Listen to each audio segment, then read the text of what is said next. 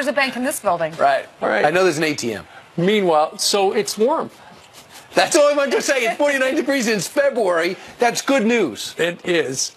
I'm sure there's a scientific reason for it. Yeah. Meanwhile, we've got a Fox News alert. Just exactly 2 hours from right now, President Trump is expected to go to the Rose Garden and declare a national emergency over border security, and then he's going to sign that big spending bill. Congress passing that measure overnight in the hopes of stopping another government shutdown. President maybe will sign it. I assume signs it. Kevin Corke is going to is joining us live right now from the White House, where the president will address the nation in 2 hours. Hey, Kevin. Yes, indeed. And if he doesn't sign it, boy, I got to tell you, over on Capitol Hill, Mitch McConnell will be fit to be tied after all the president said he would sign it. And in fact, yesterday we heard from the White House press secretary, Sarah Sanders. She spelled out the what and the why the president will try to secure the border. And then today, obviously, he will tell us in the Rose Garden how he intends to do it. Let me take you to the statement that Sarah Sanders gave us yesterday, again, laying out what we should expect. She said President Trump will sign the government funding bill, and as he has stated before, he'll also take other executive action, including a national emergency, to ensure we stop the national security and humanitarian crisis at the border. She adds this: the president is once again delivering on his promise to build the wall, protect the border, and secure our great country. All right, let me take you inside the numbers. He's looking to claim about $8 billion in all. $1.375 billion will come from that bill that he is expected to sign sometime between now and Tuesday. $3.5 billion out of the DOD's military construction budget. There is a provision in the law that says he can do that. $2.5 billion out of the DOD's drug interdiction program. And for good measure, just north of $600 million, how about this, $601 million out of the Treasury's drug forfeiture fund. So you may be saying, all right, that sounds great. Unless, of course, you're a Democrat. Let me tell you what Chuck Schumer had to say about that. He and Nancy Pelosi actually issuing a statement, a pretty interesting statement, and basically he is saying this is lawless. You can't do this, Mr. President. What he's not telling you is other presidents have certainly had several national emergencies. In fact, we've sort of laid out how many there are. Let me tell you just a bit about what Chuck and Nancy had to say about it. They said this in a joint statement. Declaring a national emergency would be a lawless act, a gross abuse of power of the presidency, and a desperate attempt to distract from the fact that President Trump broke his core promise to have Mexico pay for his wall. It is yet another demonstration of President Trump's naked contempt for the rule of law. This is not an emergency, and the president's fear-mongering doesn't make it one. All right, there you have it. 10 a.m., Rose Garden. We're looking forward to bringing you live coverage, not just then, but throughout the morning and throughout the day. And I'll be here for you. But for now, back to you. All right. Thank you very much, Kevin. The president will be on the other side of the building he's standing in front of. Meanwhile, joining us from Sarasota, Florida, Geraldo Rivera joins us. Hey, Geraldo. Hi. So 2 hours from right now, the president's going to make the case there's a national emergency. I tried to get more money from Congress. They won't give it to me. Folks, this is the only way I can do it. Does he have a case? Well, he has a case, certainly. I think the Supreme Court, when he finally gets there, will be sympathetic, as the Supreme Court was on the travel ban. I think he'll be savage. There'll be an avalanche of lawsuits. He'll be excoriated by the Democrats and others. But he will prevail. I wish it hadn't come to this. I don't think we needed a declaration of national emergency. I think El Chapo should pay for the wall. Mexico won't pay. Let El Chapo pay from his ill-gotten gains. And seriously speaking, I think that with the money from the Army Corps of Engineers and other places, the president could have found enough to get going, to have real activity along the southern border. I know 84 miles was already being built when I was down in McAllen. You get 55 more miles coming now with this additional money. I think in time he would have gotten whatever he needed. Now to precipitate this crisis, he knows what's ahead. He knows how difficult it will play to his base, but he knows how difficult it will be in court. But you know what it also shows, too, is he's a brawler. He'll do it the traditional way. Definitely. He'll do it as necessary. And guess who else is a brawler? Nancy Pelosi. She did not even come to the table for 35 straight days. And then she put together this committee with all the restrictions on the 1.375. So she's trying to get what she wants. Remember, President Trump said, hey, Nancy, I hear you're going on a trip. I'm going to take my plane back. So now the president says, yeah, here's your plan, and I'm going to come up with my own plan. Oh, you want to fight me in court? Go ahead. So I think she's got her hands full with this president. Well, clearly she does, and he's not going to take no for an answer. The only thing, Brian, I just would have suggested he could have stayed out of court. You know he's going to get 10 lawsuits filed against him in the Ninth Circuit alone. There'll be dozens of others around the country. Yeah, but you said he's going to win. Deputy U.S. Attorney will be defending lawsuits. I mean, he'll win. I think he'll win 5-4 in the Supreme Court eventually, as he did on the travel ban. But it will be a rocky road, and I'm not sure that it was necessary right now. God bless him. I hope it happens more smoothly than I envision. But one way or the other, there's going to be additional walls built. What I would have done were I him would just declare victory. Yeah, they got off their moral high ground. Okay. The wall's not a moral issue anymore. They gave me some money. Now it's a negotiation. We'll get more over time. Okay. But hey, listen, he'll be okay. It won't be the end of the world. All right. 8 days after the president fired James Comey, who Democrats and Republicans both wanted fired, the deputy director of the FBI, Andrew McCabe, apparently he reveals on 60 Minutes that at the highest levels of the Department of Justice and the FBI, they were trying to get rid of the president via the 25th Amendment because they were positive he was could have been a spy for Russia. Listen to this, a preview of 60 Minutes. I was speaking to the man who had just run for the presidency and won the election for the presidency, and who might have done so with the aid of the government of Russia, our most formidable adversary on the world stage.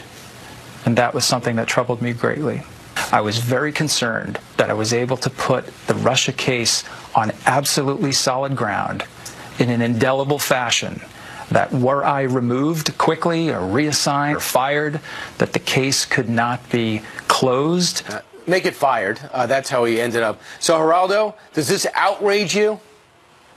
It absolutely does, Brian. This guy is an adjudicated liar with delusions of grandeur.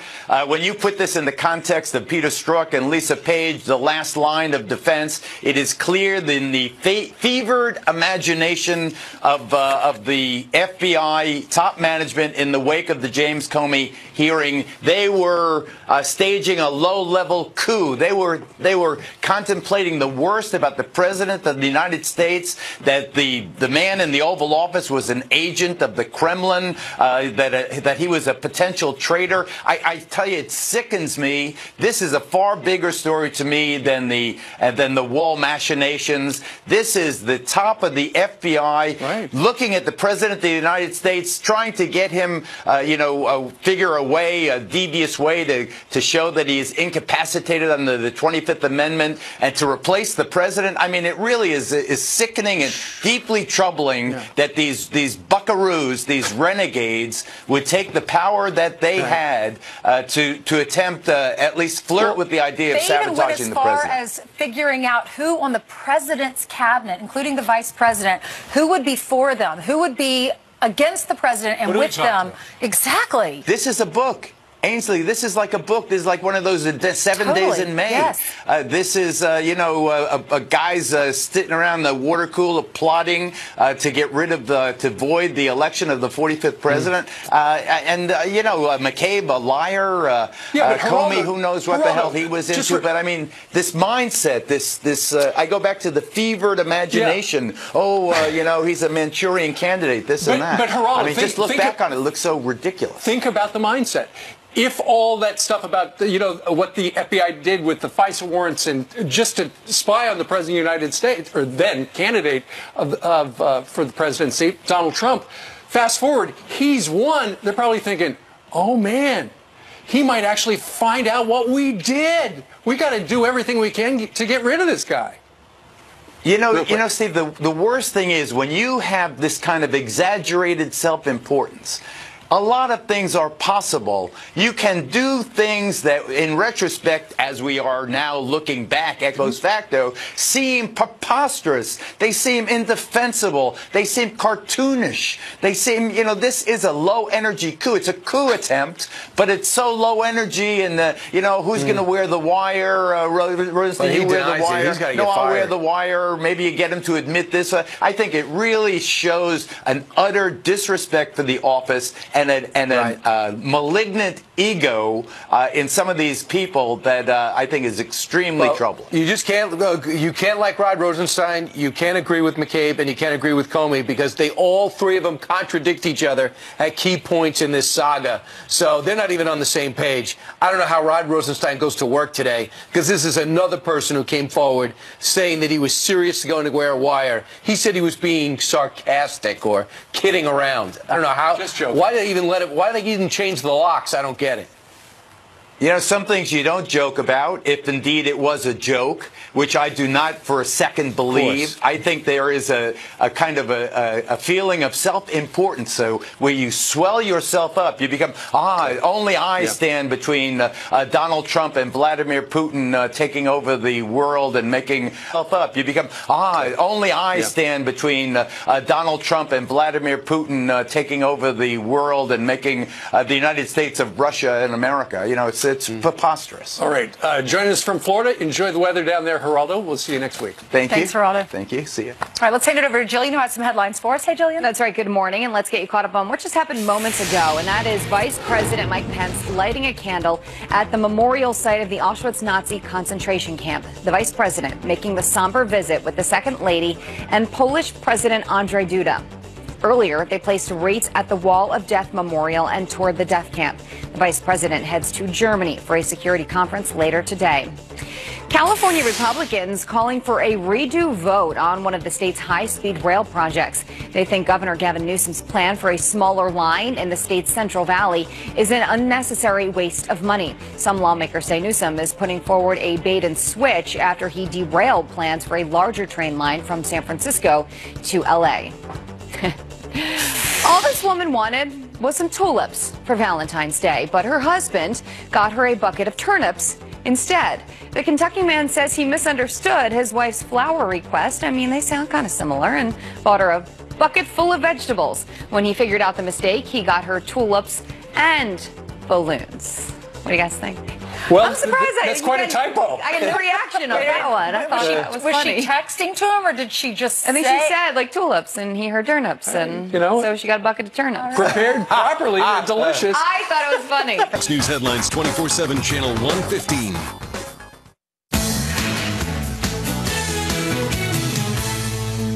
Amazon dropping its plan to build one of their headquarters in New York City and taking a potential 25,000 jobs with it. But some on the left now taking a victory lap after putting pressure on the company to get out. Here with a message for the left is Republican New York State Assemblywoman Nicole Maliotakis. Nicole, thanks for being with us. Good morning. Good morning. What is your reaction to this? We're waking up. It's all over. It's the front cover of every local newspaper. Most people can't believe this. Amazon was choosing between us and Northern Virginia, and they've said, you know what? You Assembly people in New York have made it so difficult. We're not even choosing your state because of how painful this has been for us. You know, these people have no idea how the economy works. Here's an opportunity to bring 25,000 jobs to New York City. These are good paying jobs, $150,000 salary on average. And the people who are fighting for $15 minimum wage, they actually killed the deal. They killed the deal because they feel it wasn't good enough. And yes, we could have gotten a better deal, certainly. Our governor and our mayor negotiated a bad deal on behalf of the taxpayers. However, we should have been looking to improve it. Virginia is getting the same $25,000 jobs, yet they were giving a fraction of the incentives. The governor's upset about this. Is it his fault, though? Should he have said, all right, hold on, and maybe gotten his people that are underneath him to say, you know, calm them down and then get the company to sign up? Yeah, we should have definitely went back to the negotiating table and gotten a better deal. In Virginia, they're getting investment in transportation, in education, as well as affordable housing. And so there was definitely a better deal to be made. But you had the leftists led by Ocasio-Cortez and radical members of the New York City Council who are anti-capitalist. They didn't want anything.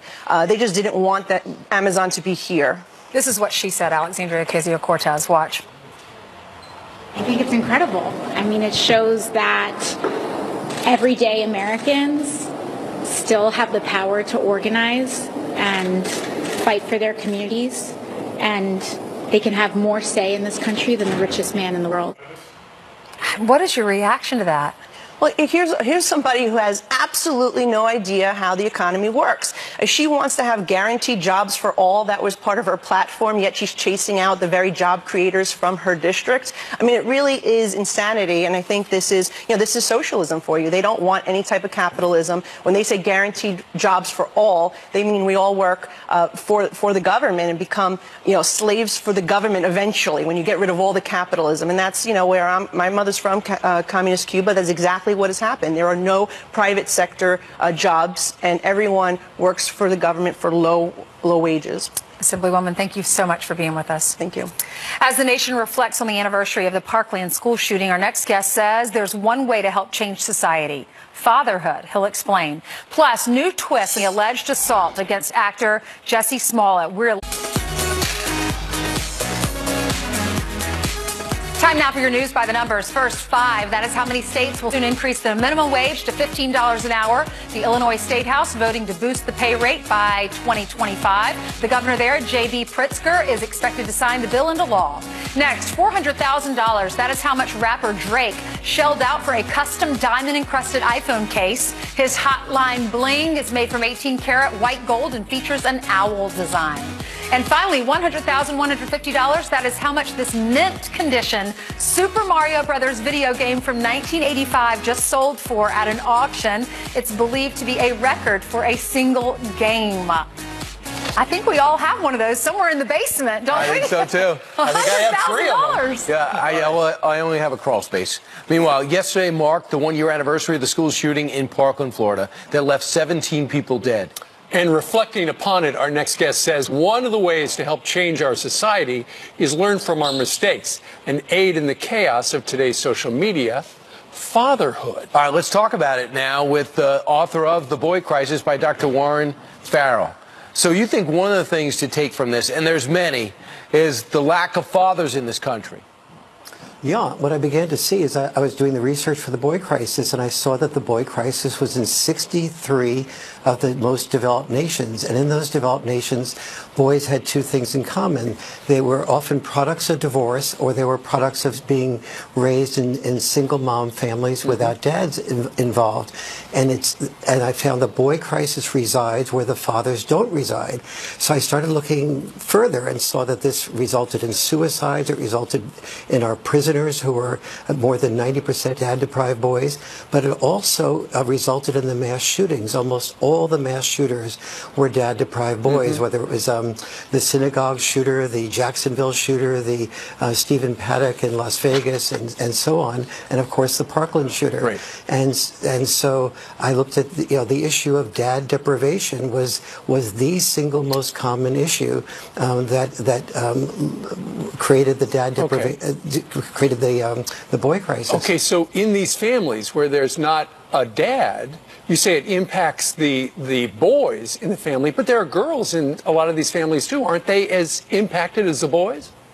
They are impacted in more than 70 different areas as the boys are, but not nearly to the same degree. The girls at least have a role model of a female. The boys don't have a role model of a dad. And boys used to have the sense of purpose of being a warrior or a sole breadwinner. Now they have a purpose void. And when you have the purpose void combined with a dad void, you have a combination that doesn't allow a boy to discover his unique self or discover who, how to have a sense of purpose in the world. And we really, but we really have a perfect answer here. If dad deprivation is the problem, the solution is dad involvement. The solution is creating father warriors to replace the old, the old soldier warriors. So where you had big brothers and big sisters, now you're looking for, if you have a single parent family, you're looking for a mass movement in terms of volunteers? Well, for single-parent families, it's really important for schools to have male teachers, so boys don't go from mom-only families to female-only schools. Schools have to be focused more on having vocational education, recess, opportunities for kids to play. They need to know that projects and getting things for kids to do is very important. And we have to put the boy crisis on the national agenda. President Trump, in 1 minute could sign an executive order, to create a White House Council on Boys and Men and put the boy crisis on the national agenda so that professional associations and groups began to say, what can we do to solve the 10 major causes of the boy crisis, but particularly the cause of dad involvement, because the dad involvement is the single biggest cause of the boy crisis. Well, there you go. He wrote a book called The Boy Crisis, coming out in paperback soon. Dr. Warren Farrell joining us from San Francisco. Thank you very much for telling us about the boy crisis. Thank you, sir. It's been a pleasure. All right, straight ahead. We've told you about this sheriff warning his community to, quote, lock your doors, load your guns, and get a biting dog. That sheriff here live to explain why. Plus, Democrats revealing their 2020 debate plans, and they're going to need 2 stages because there are that many candidates. Mark Steyn says they should all stand on the far left side as he approaches us from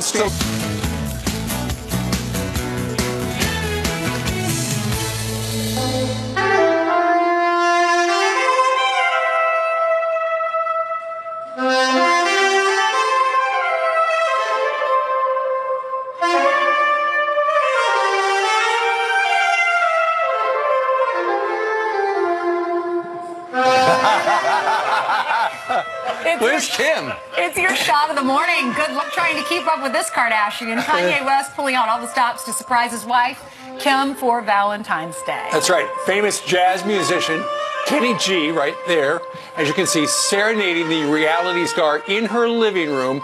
And as you can see, throughout the floor, single roses. How beautiful. Wow. Oh, my goodness. Kardashian called the private performance of the most thoughtful gift she's ever received. Oh, you think so? I mean, Paul McCartney wasn't available? I mean, my goodness, why even bother? He just raised the bar for all the rest of us. Mark Steyn, author and columnist, joins us. Can you believe he would do this? People don't even do that for an engagement. No, he didn't raise the bar. That lowered the bar. That hasn't got any acoustic for a soprano saxophone. Oh, come on. That's fantastic. No, it's not. I would never forgive my loved one if I'm just like waking up, haven't had my first cup of coffee, and I've got Kenny G in there. Like Kenny G, that's what it is. Yeah, I'd be like, honey, where's the furniture? And I'm going to have to clean all that up. All I want for Valentine's is actually Steve doing the Carlton dance. Steve doing the Carlton dance. And you can keep your Kenny G.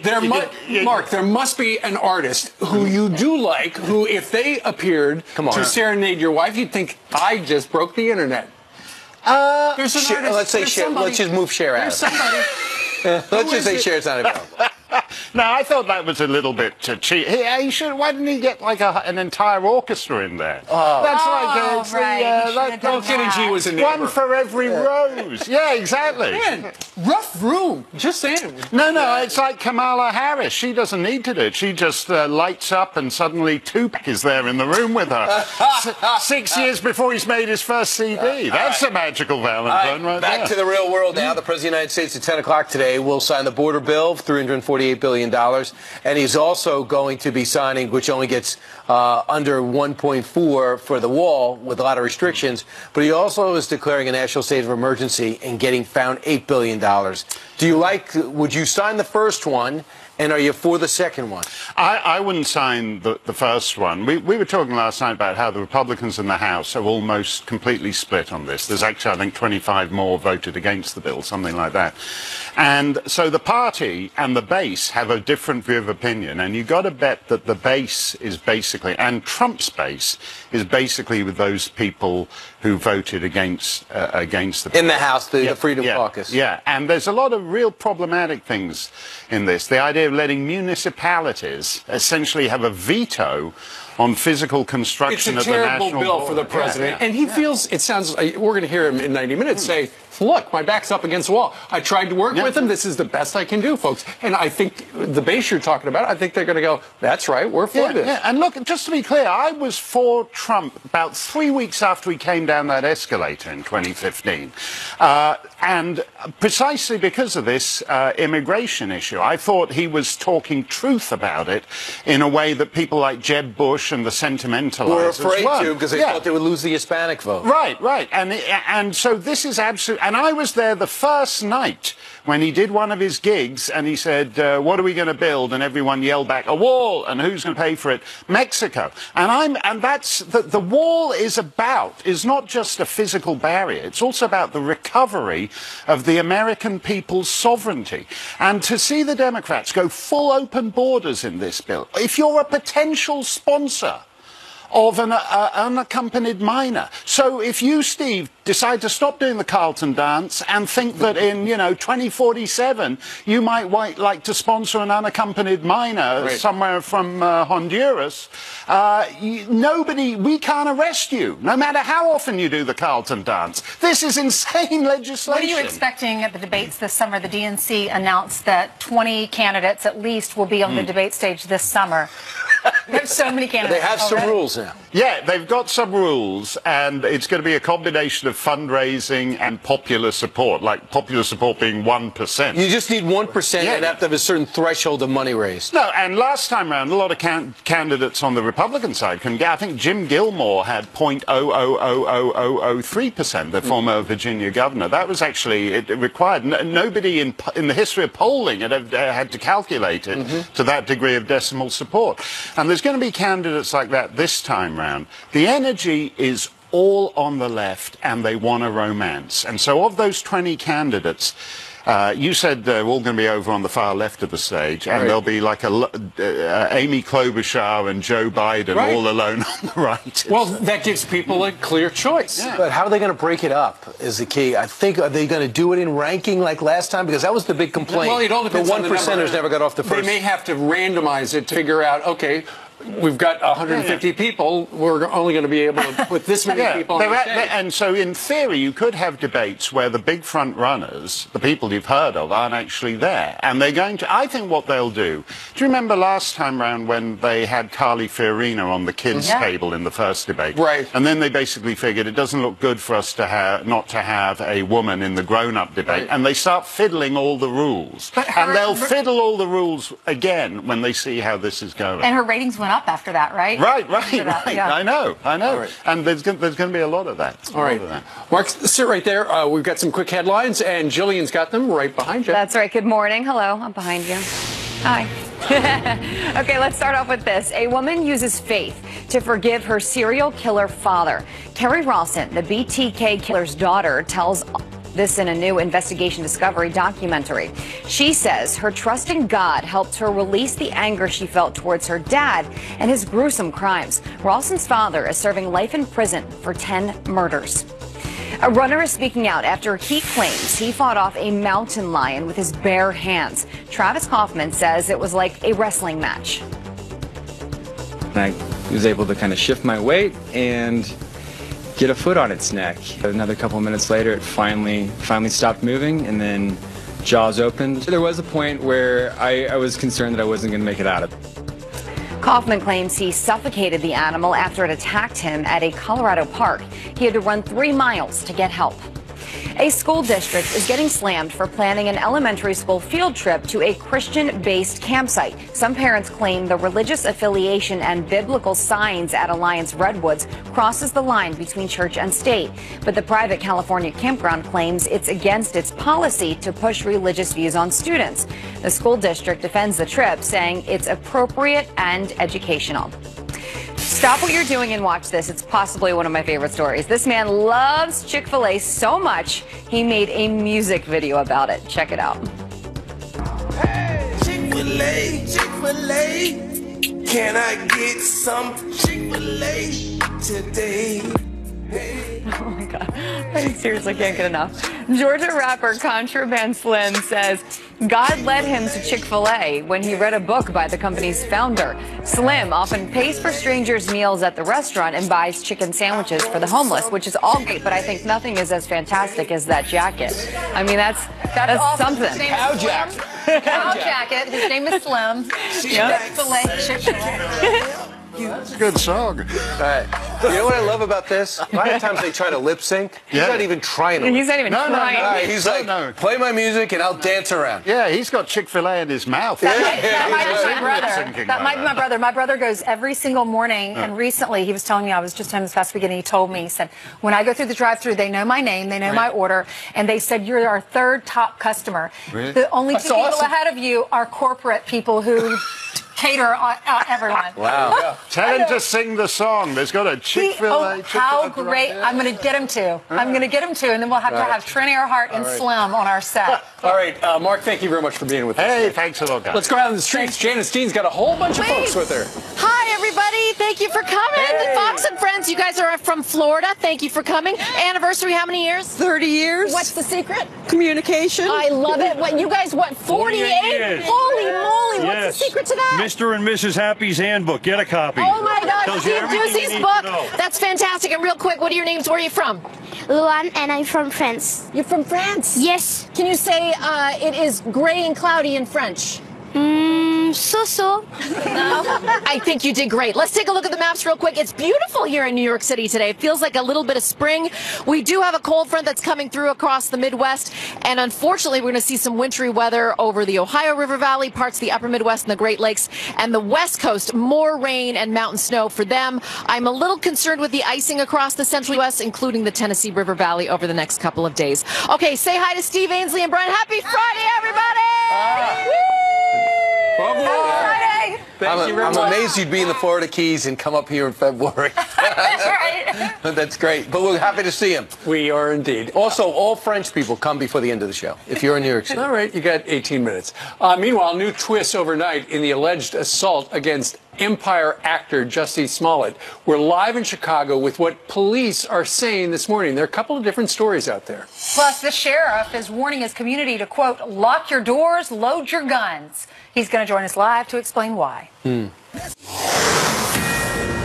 This is a Fox News alert out of Chicago. Police are disputing reports that they have concluded that the alleged attack on Empire actor Jussie Smollett was made up. The ABC News station in Chicago claims multiple sources told them that police are looking into whether Smollett staged an attack last month. Fox affiliate reporter Joni Lum is live outside the Chicago Police Department with more. Joni, he could be in trouble, right? Well, they're still sorting all that out. What we do know is that these two men are in custody here at this police station here in Chicago. They were questioned all day yesterday, and the plan is to question them again. These are the two men who were seen in a security camera image that police made public while they were seeking information for this case. And police have repeated these are